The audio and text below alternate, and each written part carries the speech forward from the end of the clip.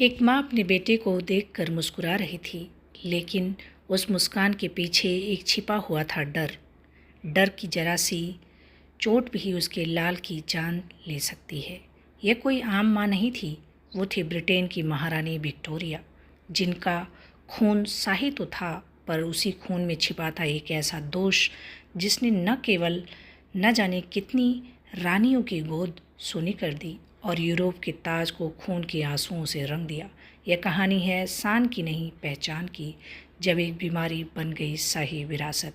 जी हाँ, आज हम बात कर रहे हैं एक ऐसी रॉयल डिजीज़ की, जिसको रॉयल डिजीज़ इसलिए कहा जाता है क्योंकि ये महारानी विक्टोरिया के परिवार से संबंधित था। हीमोफीलिया। हीमोफीलिया को रॉयल डिजीज़ कहा जाता है। इसका कारण है ब्रिटेन की महारानी विक्टोरिया। महारानी विक्टोरिया, जिनका जन्म 1819 में हुआ था, हीमोफीलिया बीमारी की वाहक थीं। उन्हें इस बीमारी का कोई लक्षण नहीं था, लेकिन उनके एक्स क्रोमोसोम में एक दोषपूर्ण जीन था जो हीमोफीलिया फैलाने वाला था। महारानी विक्टोरिया ने कई बच्चों को जन्म दिया। उनकी बेटियों ने यूरोप के अन्य शाही घरानों में विवाह किया। इससे यह बीमारी पूरे यूरोप के शाही परिवारों में फैल गई। जैसे प्रिंसेस एलिस विक्टोरिया की बेटी वाहक बनी, अलेक्जेंड्रा एलिस की बेटी रूस के जार निकोलस की पत्नी बनी। उनका बेटा जॉरेविच एलेक्सी हीमोफीलिया से पीड़ित था। इस कारण रूस, जर्मनी और स्पेन के शाही घरानों में हीमोफीलिया देखा गया। बीमारी सीधे सीधे शाही रक्त रेखा से फैली।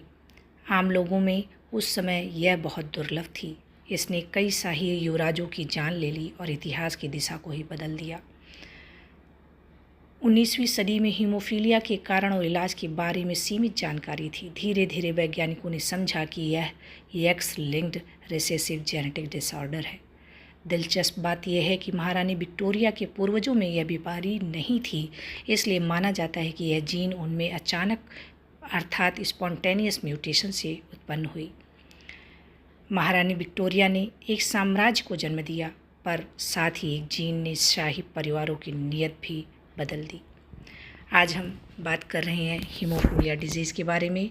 तो आइए जानते हैं कि हीमोफीलिया डिजीज़ कैसे होता है, क्या होता है, पूरी जानकारी लेते हैं।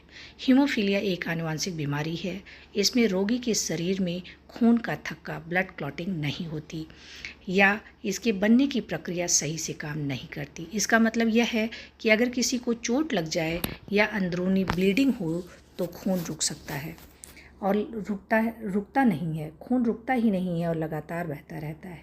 हीमोफीलिया के पीछे के कारण, वैज्ञानिक कारण को जानते हैं। हमारे खून में कुछ विशेष क्लॉटिंग फैक्टर्स होते हैं जो खून बहने को रोकते हैं।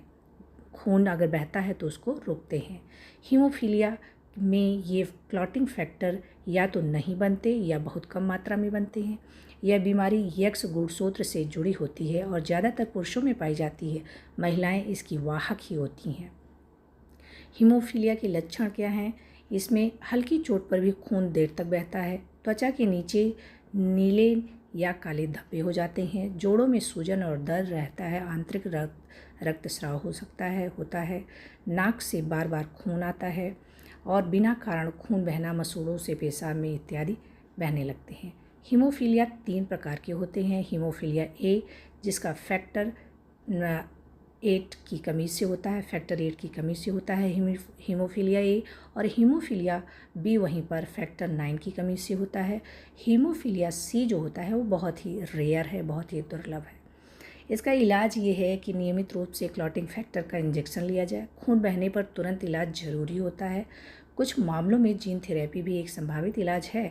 बचाव के लिए सिर्फ सावधानी है, चोट से बचना है और दांतों की अच्छी से देखभाल करनी है, जिससे मसूड़ों से भी अगर खून निकलना शुरू हो जाता है तो बंद नहीं होता है। हाँ, हीमोफीलिया एक जन्मजात बीमारी है। यह माता पिता से बच्चों में आनुवंशिक रूप से आती है।